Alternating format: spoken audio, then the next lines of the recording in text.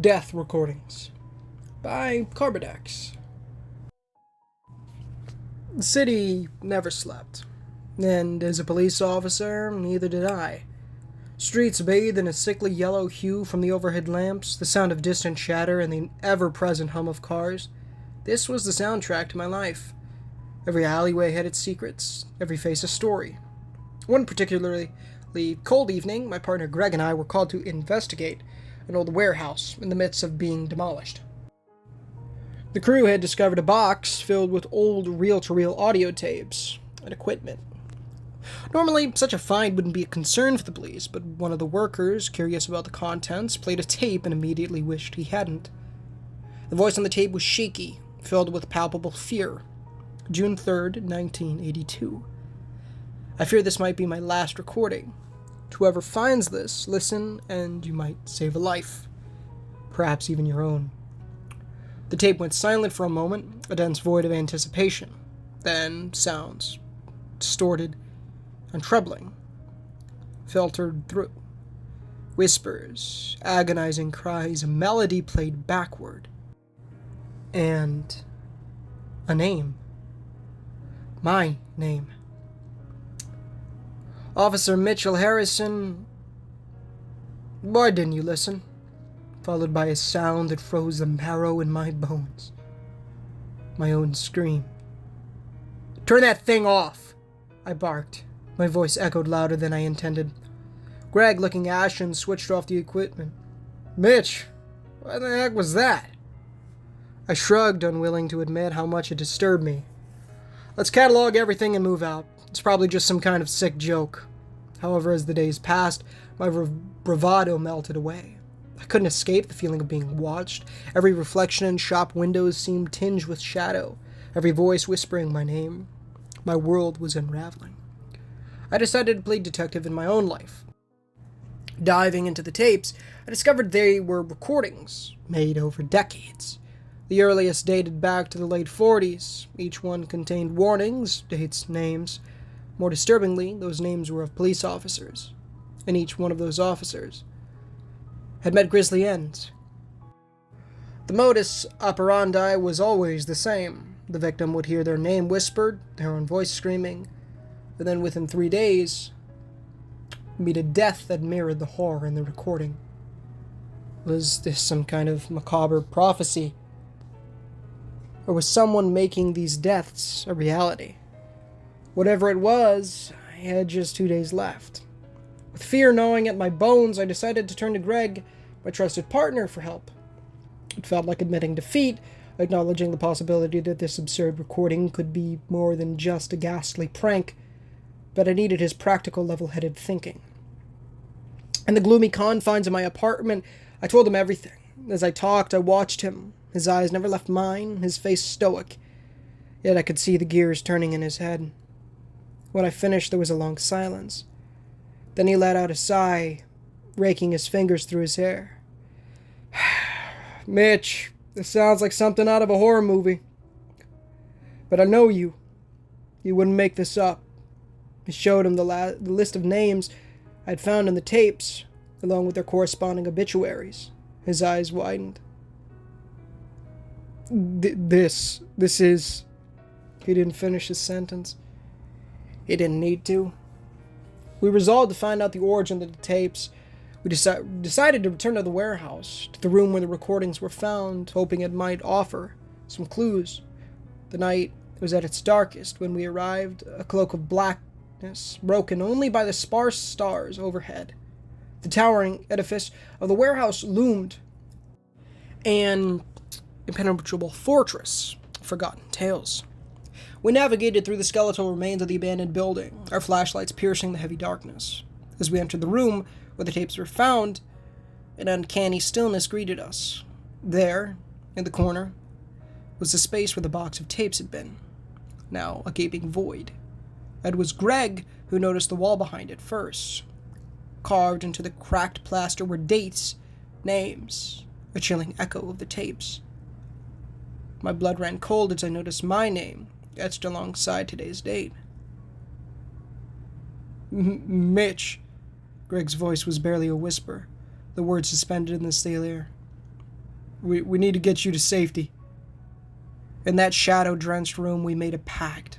Greg would research the previous victims while I would stay locked in my apartment, hoping to outwit whatever fate the tapes prophesized. It was a plan born of desperation, but it was all we had. And as the first light of dawn crept into the sky, I couldn't shake the feeling that time was running out.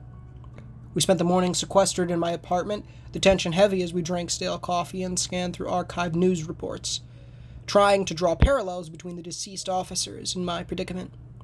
Greg was as dependable as a rock, his focus unwavering despite the bizarre circumstances. I envied his composure. As the daylight ebbed away, my unease escalated, every tick of the clock sounding like a death knell. Late in the afternoon, a breakthrough emerged. Greg found a particular connection. All the previous victims were involved in an unsolved case dating back to the 1940s, a case centered around an elusive serial killer who sent police recordings predicting his victims' deaths. The victims were not his targets. The police officers were. "Mitch, this can't be a coincidence," Greg said, his eyes wide with revelation. "The person behind the 1940s case? He might be connected to these tapes." Suddenly, everything fell into a gruesome pattern. This wasn't about me. It was about a phantom from the past, a macabre puppeteer pulling the strings from the shadows. But why? What was his motive? A sudden knock at the door interrupted our speculations. A thin, shaking man stood in the hallway, clutching an old tape recorder. "Officer Harrison," he croaked. "You don't know me, but I know you. We have a common acquaintance." His words sent a chill down my spine. He introduced himself as Edward Miller, a former sound engineer from a local radio station. He claimed to have met the man behind the recordings decades ago. "He was a regular at the station," Edward said, his voice a dry whisper. "Said he had a voice for radio. Then he disappeared. A few months later, the police officers' deaths began." With trembling hands, he offered the recorder. "He left this for you," he said. "Said you'd know what to do." As I pressed play, the familiar spine-chilling voice filled the room. "Hello, Officer Harrison. The clock's ticking. Will you play my game?" A shudder ran through me. The game had just begun, and time was my greatest enemy. Over the next days, our lives became a blur of cryptic messages and unsolved riddles. Each tape brought a new challenge, a test set by our puppeteer. With each passing hour, my impending doom felt more palpable. My future rested in the hands of a long-dead murderer. Edward stayed with us. His knowledge of the puppeteer and experience with audio recordings were invaluable. His past involvement weighed heavy on him. I could see it in his drooping shoulders, the remorse in his eyes. He was determined to set things right, for himself, and for all the victims. As we navigated through the labyrinth of clues, I couldn't help but feel an unsettling admiration for our puppeteer. His mind was a masterpiece of malevolence, each riddle carefully crafted, the solutions buried beneath layers of wordplay and deception. One evening, after hours of exhausting research, we hit a wall. The latest tape was incomprehensible, a garbled mess of sounds. Frustration bubbled within me, my patience fraying. Edward, however, was unperturbed. "This is a sound puzzle," he said with quiet determination. "We need to unlock the hidden message." Hours turned into a race against time as we worked on decoding the puzzle. The apartment became our command center, papers and tapes strewn across every available surface. It was Greg who cracked the code, a triumphant gleam in his tired eyes. "It's a location," he revealed, pointing to a map, his finger resting on an abandoned broadcast station on the outskirts of town. "We need to get there, now." As we geared up, the magnitude of our discovery sunk in. The puppeteer's lair, a place shrouded in mystery. Was within our reach. Was this a step toward survival, or a dance with death? Only time would tell. The abandoned broadcast station was a husk of its former glory, a dilapidated relic against the moonlit sky. We approached with caution, the silence of the night punctuated by the crunch of our boots on gravel. Inside, the building was a crypt of dust, laden equipment, and forgotten memories. The air was thick with a musty smell, time having claimed its domain here. As we ventured deeper, the darkened hallways seemed to close in on us, shadows weaving through chilling tales. Edward led us to a room at the end of the hall, the former recording studio. The equipment was ancient, yet intact. Edward went to work, his fingers deftly moving across the dials and switches. From the old speakers, a recording blared. The puppeteer's voice echoed in the room, a haunting lullaby of my impending doom. "But Officer Harrison," the voice crooned, "your time is running out. Tick-tock, tick-tock." I felt a cold sweat prickling at the nape of my neck. How was he always one step ahead? How did he know we were here? Then, something caught my eye. A dusty mirror hung on the opposite wall, reflecting our huddled group. But something was off. In the reflection, the room appeared different. Behind us, where there should have been a wall, a hidden doorway was revealed. With a collective breath, we turned. There it was, a doorway artfully hidden within the ornate designs of the wallpaper. Beyond it, a staircase spiraled downwards into the unknown. With determination gnawing at our fear, we descended into the puppeteer's lair, unaware of the grim revelations that awaited us. Descending the staircase, we were plunged into a world of stifling darkness and eerie quiet.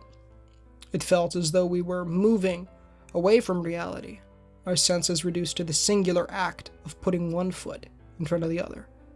The basement was a shrine to death, a grotesque monument of meticulous planning and execution. Photographs and newspaper clippings of deceased officers adorned the walls. My picture, the latest edition. In the center was an antiquated broadcasting unit, similar to the one upstairs. The chilling revelation that this was where the puppeteer had made his deathly predictions sent a shiver down my spine. This was where my death sentence was proclaimed. Greg found a set of tapes on the desk, untouched by time. As he loaded the first tape, I held my breath, bracing for the eerie, familiar voice. But what we heard instead was a different kind of horror. A chilling orchestration of shrieks and pleas echoed through the room. The voices of the puppeteer's past victims crying out in their final moments. Among the cacophony, a constant monologue played out. A deep voice relishing in the macabre spectacle. And then, amidst the terror, a revelation struck me. The voice in the recording wasn't the puppeteer's. It was Edward's. I turned to confront Edward, a sinking feeling in my stomach. But Edward was already looking at me, a sad smile on his face. "I'm sorry, Mitch," he said. "I've always been sorry." As the room spun around me, the pieces fell into place. Edward wasn't here to help me. He was the puppeteer, the architect of my impending doom, and I had led him right to the heart of this theater of death. The room morphed into a chilling stage, Edward's confession echoing ominously. Betrayal knotted in my stomach, rage clawing at my insides. The man I had trusted, who I thought was a victim, was the puppeteer all along. He was the harbinger of my death. Edward's eyes bore into me, carrying a mixture of regret and a strange form of satisfaction, as if, after a long time, he had come to terms with his sins, ready to face them. "Why?" The question barely made it past my lips. Edward sighed, a faraway look in his eyes. "I didn't choose to be the puppeteer," he said. It shows me. It's a curse. A voice inside my head commanding me." His confession unfurled a twisted tale. Edward had been suffering from a rare, undiagnosed mental condition, resulting in auditory hallucinations. These voices dictated his actions, including his deadly hobby. He tried to fight it, tried to silence the voices, but they always won. Edward had recorded his death predictions, a twisted ritual of penance. Every recording was a desperate plea for help, an attempt to unmask the puppeteer within him. "But why me?" I demanded. "I don't choose the victims, Mitch," Edward replied. "The voice does."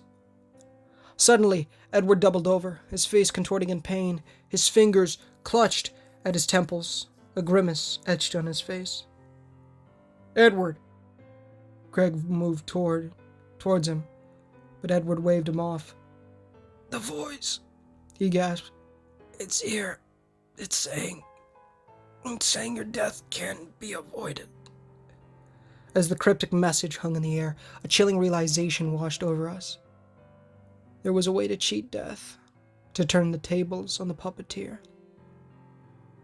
But what was it? And were we ready to face the consequences? Edward's revelation opened a gateway to hope. If there was a way to circumvent my preordained death, I was more than willing to take it. But how? Edward's confession continued. The puppeteer, the voice in his head, was like a ruthless fortune teller.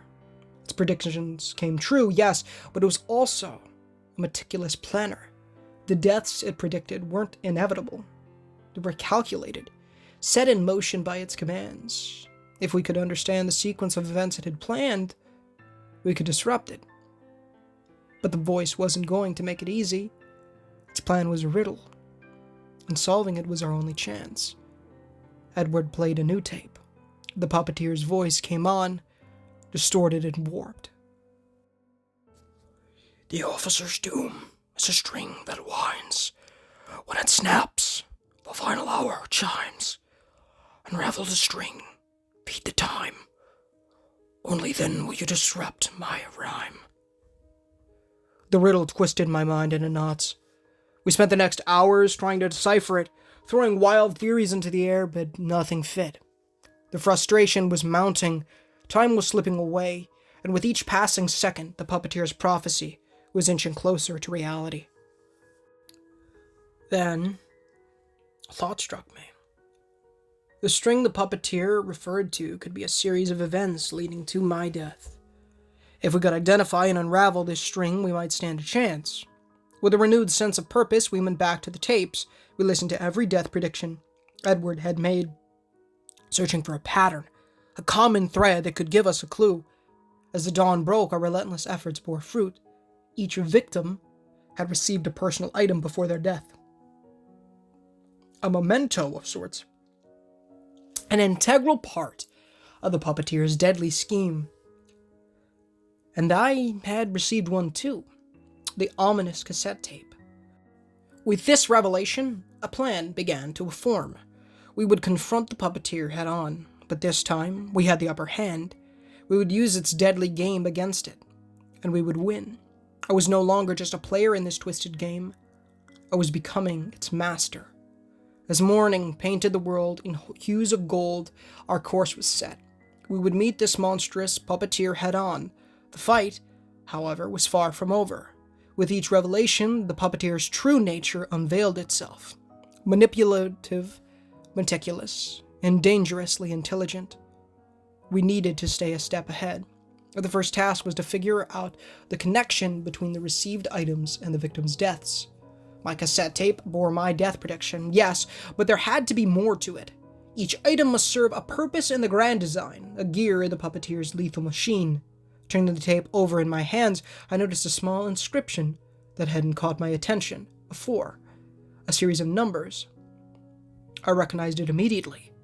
A case number from our precinct. This case was from a year ago, an unsolved murder that still haunted us. Was this the thread the puppeteer had woven? I quickly relayed my discovery to Edward and Greg. Their eyes widened in realization, mirroring my own horror. The puppeteer was not just predicting deaths, it was orchestrating them, using old unsolved cases to leave us floundering while it set the trap. Armed with this new understanding, we delved into the case file. The victim had been a young woman, her body discovered in an old warehouse. The crime scene had yielded little evidence and the case had soon gone cold. I knew what I had to do. The puppeteer wanted me at that warehouse, and I would go, but not as a lamb to the slaughter. I was walking into the lion's den, but this time, the lion was the one being hunted. The determination fueled my steps as we ascended from the basement, leaving the puppeteer's lair behind. The sun was rising, and so were my chances of escaping the puppeteer's deadly puppet show. The game was far from over, but for the first time I had hope. Time was not my enemy anymore. It was my ally, and together we would fight. The puppeteer's clock was ticking, but I was the one setting the pace now, and I intended to win. As we drove towards the warehouse, I could feel the tension knotted in the air, tightening with each passing second. Edward sat in the back, his face pale, his body trembling as the puppeteer's voice screamed in his head. Greg's grip on the steering wheel was a white-knuckle stranglehold. And me, I had a mission to confront the puppeteer's plot head-on, to defeat this phantom from within Edward's mind. The warehouse loomed ahead, a grim relic from the city's forgotten past. Its vast, decaying structure was shrouded in the morning mist, a somber monument to my impending doom. Or maybe my salvation. As we stepped inside, a sense of déjà vu washed over me. I had been here before, investigating the woman's murder, but this time it felt different. Every shadow seemed to whisper, every gust of wind seemed to warn, and every heartbeat echoed the puppeteer's cruel laugh. We combed through the warehouse, searching for any clue, any sign that might point us to the puppeteer's plan. Hours passed, our efforts seeming futile. Frustration bubbled beneath the surface. Time was slipping away. Then, Edward found it. A hidden room concealed behind a rotting pile of wooden crates. Inside, a chilling sight awaited us. Photos of all the puppeteer's victims were arranged on the wall, each marked with a date. The date of their death. My photo was there too, underneath a blank space where the date should be. The puppeteer's twisted sense of humor. My death was imminent, yet undecided. In the room's corner, a small table held another tape recorder. With bated breath, I pressed play. The puppeteer's voice, now so familiar, filled the room. "Welcome, officer. Are you ready to face your destiny?" The tape ended, leaving a chilling silence in its wake. I was on the puppeteer's stage now, and it was time for the final act.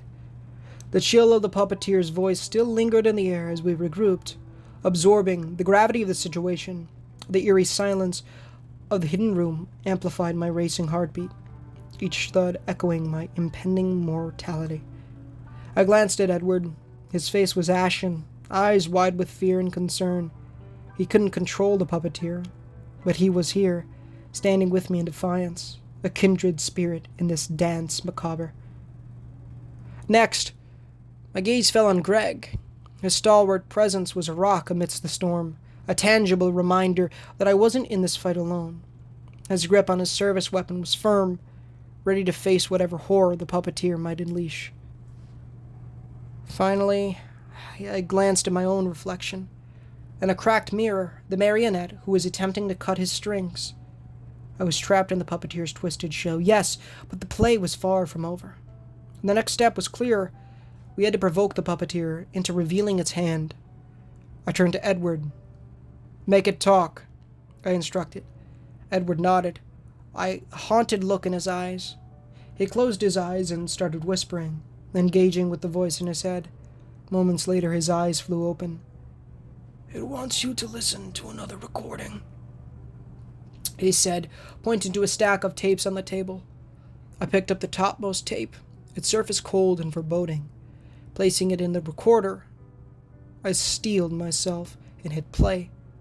The puppeteer's voice slithered through the speakers, cold and calculating. "The officer's fate is a score to be played. One misstep, and the life will fade. Listen closely to the song of your end. Only then can you mend." Another riddle, and this one held the key to my survival. It was time to solve this deadly puzzle and pull the strings from the puppeteer's grasp. The final act had begun, and the stakes had never been higher. It was time for the curtain call. It was time to rewrite my fate. The cryptic riddle reverberated around the room, each word seeping into the silence. "The officer's fate is a score to be played. One misstep and the life will fade. Listen closely to the song of your end. Only then can you mend." A score to be played. The reference to music was unmistakable, but what could it mean? How could a song foretell my death? Then it struck me. I had been looking at the puzzle all wrong. The puppeteer's game wasn't just about predicting death. It was about controlling it. And control in music came from the score, the set of written musical notations. The puppeteer was likening my life and death to a musical performance. One misstep, and the life will fade. The puppeteer was warning me against mistakes, against deviating from the written score. But the score was yet unknown to me. I needed to find it, understand it. Listen closely to the song of your end. The song of my end. My death recording. The answer lay in my death recording.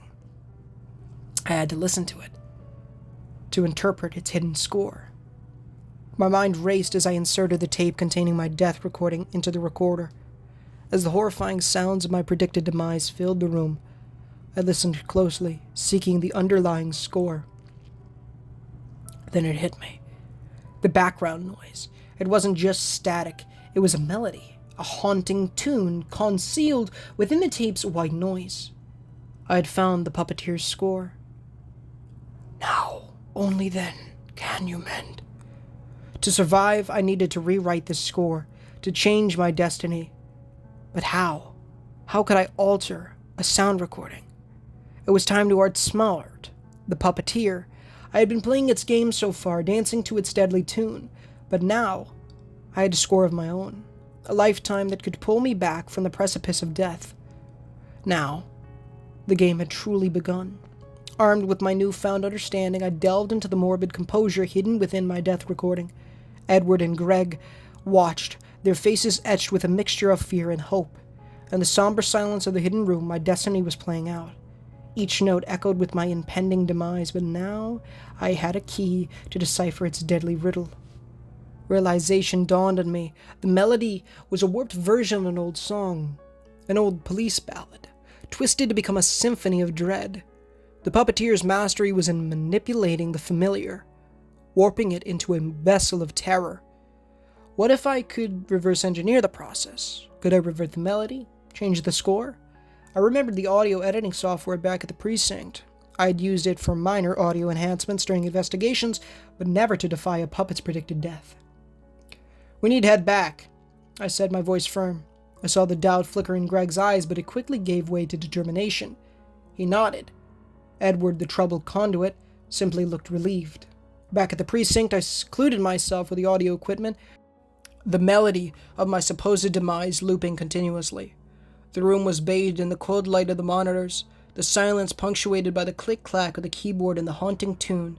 Hour by hour, I dissected the melody, picking apart the layers of distortion, reworking the warped score.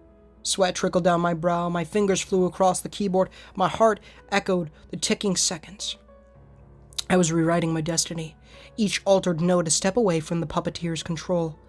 And then, as the first light of dawn broke through the window, I sat back. The warped melody had transformed. It was now the original, a simple, non-threatening police ballad. I had reshaped the puppeteer's score. As I played the new version, I felt a sense of calm wash over me. I was no longer a puppet dancing to the tune of a sinister puppeteer. I had seized control of my strings. The puppeteer's game was not over, but I had made the first move. The final showdown was approaching, and I was ready. The stage was set for the concluding act. I called Edward and Greg back into the precinct's audio lab. Their faces were etched with anticipation as I played them the reworked recording. The song, stripped of its horrific overlay, was harmless, a mere shadow of the former terror-inducing melody. I told them about my plan, my interpretation of the puppeteer's cryptic message. Their eyes widened as they began to understand the enormity of it all. This wasn't just a fight for survival, it was a challenge against the puppeteer's absolute control. They agreed to stand by my side, their resolve echoing my own. We played the modified song in all possible channels, over the police radio, online streaming platforms, citywide public address systems. As the new harmless tune echoed throughout the city, a collective sigh of relief filled the air. It was as if the city itself had been under the puppeteer's spell and was now breaking free. Days turned into weeks, weeks into months. The puppeteer's game fell silent, its deadly grip loosening. The dread-filled anticipation of a new tape delivery vanished, replaced by an uneasy peace. I was still alive, still defying the puppeteer's prediction. The reworked melody had changed the score. And then, 1 year later, on the anniversary of my predicted death date, I found a parcel at my doorstep. My heart froze as I recognized the puppeteer's trademark wrapping. With shaking hands, I unwrapped it. Inside was a single tape, marked with today's date. I felt a chill creep up my spine. I rushed to my old tape recorder, apprehensive drumming a nervous tattoo on my consciousness. As the tape rolled, I braced myself for the worst. The tape played an unfamiliar sound. It was not a melody or a death recording, but a voice. A deep, resonant voice, filled with an eerie calm. It was the puppeteer, speaking for the first time. "You changed the score," it said. "I miscalculated your ingenuity. The game was flawed, but it will not be next time. Until then, officer." The tape ended with an ominous silence. My skin crawled with the unspoken threat. The puppeteer was gone, but not defeated. The game had merely paused. I had won this round, but the next one was looming, promising to be even deadlier. But I was not the same person I was a year ago. I was no longer a pawn in the puppeteer's game. I was a player, ready for the next round. The puppeteer may return, but I would be waiting. I had faced death and rewritten my destiny. The melody of my life was mine to compose, mine to play. It had been a long, terrifying journey, but in the end, it was the fear that made me stronger. It was the fear that gave me the courage to stand up, to fight back. The puppeteer's game had changed me, transformed me into a survivor, a fighter. I was Officer Nathan, the man who defiled the puppeteer, the man who turned death recordings into a song of life. Hey guys, and thank you so much for watching today's story. If you did enjoy, please feel free to leave a like, as it does help the channel a ton and gets the gospel on PFC, as well as consider subscribing, as we are trying to hit 1,000 subs by the end of the year. Please, of course, read the $1 million question on screen, and it'll tell you to repent of your sins, trust in the Lord Jesus Christ with all our own strength, read the Holy Bible daily, pray daily, and evangelize people. That's why you gotta do it, to go to heaven. Amen. Also, join the Discord. Guys, I hope you enjoyed. This one was way longer than I thought it was going to be. My goodness. But I hope you enjoyed. It was good. I do love detective stuff, so I thought it was pretty good. Reminded me a lot of Saw. Excuse me, but different in many ways. Saw is a very good horror movie franchise. You know what it is. Come on, it's frickin' Saw. You know what I'm saying? So, yeah, hope you enjoyed. I gotta go, though, because it's 11:10, and I'm really slacking. So, yeah, God bless, guys. I will see you in the next one. Maybe I stream tonight. We shall see. Black Friday today. Did you guys get some PS5s? Maybe you did. The digital only were like 300. Not a bad deal. Digital only, though, it sucks because collection. Amen. All right, I love you all, and I'll see you guys in the next one. But until next time, guys, this is Ninja Gamer. Signing off.